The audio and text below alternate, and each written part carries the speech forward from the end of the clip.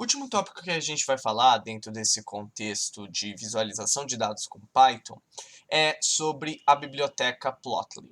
Então você pode abrir dentro da pasta de visualização de dados do Google Drive esse notebook, que é o Plotly Code Along, ou Plotly completo, e aí você vai notar que, com relação aos notebooks anteriores, a gente tem todo um novo conjunto de imports, para o qual, para você conseguir fazer funcionar, você vai precisar instalar duas bibliotecas. Uma é a biblioteca que tem o nome dessa aula, que é o próprio Plotly, que eu coloquei aqui no Anaconda, vocês podem ver que ele tem, inclusive, o próprio repositório Plotly, na qual essa biblioteca é contida. Então você pode rodar esse comando aqui de conda install -c plotly. E, além disso, você vai precisar instalar o cufflinks-py, que é do repositório do CondaForge aqui também. Você instalando essas duas bibliotecas, você vai conseguir executar essa célula aqui. Bom, antes da gente começar a falar do código em si, né, eu vou falar um pouco da biblioteca. O Plotly, se você pesquisar no Google, você vai cair nessa página aqui, muito provavelmente. Ele é uma biblioteca que foi construída especificamente para o desenvolvimento do Dash. E o Dash, ele é uma interface que, para quem conhece o Power BI, vai saber do que exatamente eu estou falando, mas ele é uma interface para gerar dashboards, por isso esse nome Dash. A grande diferencial do Dash é que ele é um dashboard construído com código HTML e com JavaScript. Então, o Dash trabalha em cima da biblioteca do Plotly. E os gráficos do Plotly são todos gráficos iterativos gerados em JavaScript. Então, você caindo nessa página aqui, você pode ir em Docs, vai ter uma documentação do Dash, que é para fazer a construção do dashboard, mas tem aqui do Graphing Libraries. Se você clicar aqui, ele vai ter uma página falando sobre o Python, especificamente, e aqui vocês vão ver toda a documentação dos diferentes tipos de gráfico que a biblioteca do Plotly suporta.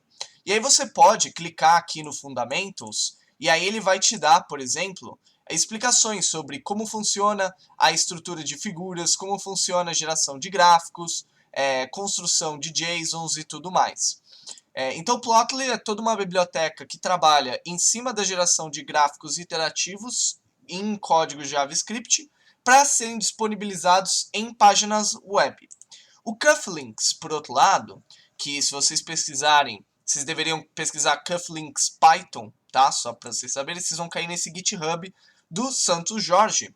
E esse GitHub aqui é justamente a construção dessa biblioteca do Cufflinks, e a ideia é que ele seja um extensor do Plotly que facilite a geração de gráficos. Então, se você for ver como o Cufflinks funciona, e na verdade aqui eu recomendo muito você clicar nos notebooks de tutoriais, porque eles são super bons, ele vai criar uma maneira de gerar gráficos que tem uma sintaxe muito parecida com a sintaxe que a gente viu, por exemplo, do Pandas. Então é uma biblioteca muito útil se você está trabalhando nesse contexto do Jupyter Notebook.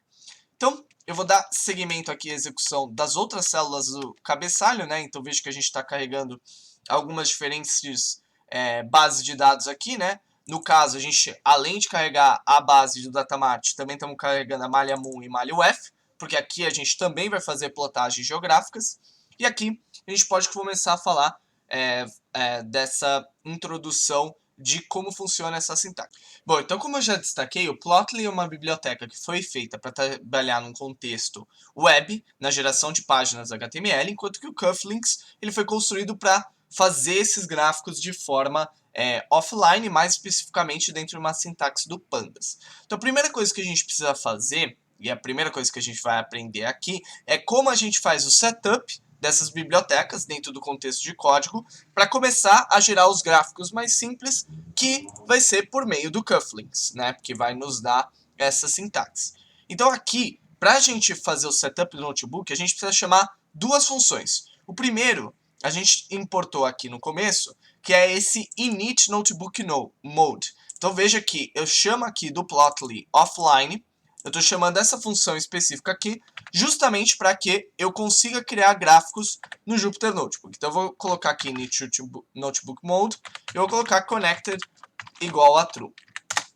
Isso aqui vai me ajudar a iniciar o Plotly para gerar gráficos no Jupyter. Só que eu também preciso fazer a inicialização do Cufflinks. E aí aqui no caso, voltando no cabeçalho, a gente importou a biblioteca Cufflinks como CF.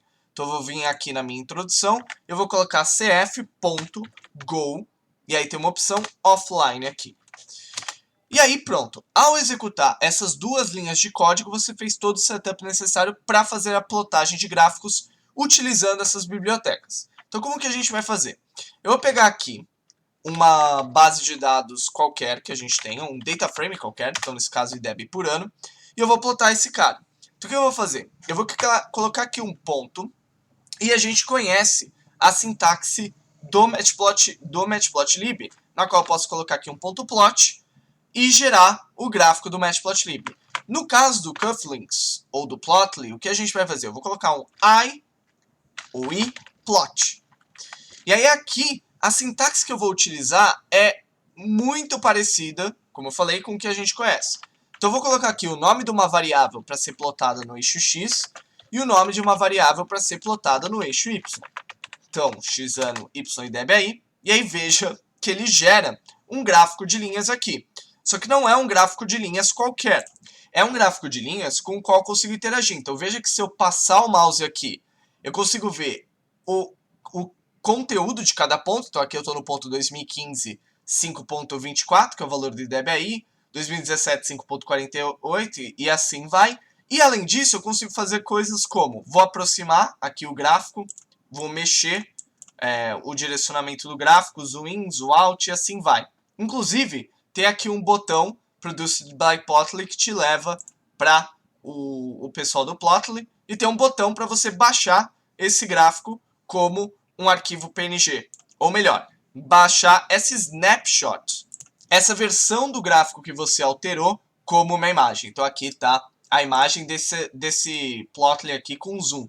Então, nem me lembro como dar o reset, acho que eu vou clicar aqui em Auto Scale e pronto, ele voltou ao normal aqui. Então, grande diferencial que a gente já consegue observar é essa nossa capacidade de alterar os gráficos. Inclusive tem um botão, aqui eu cliquei para ver a página do Plotly, mas tem um botão aqui, export to plotly.li.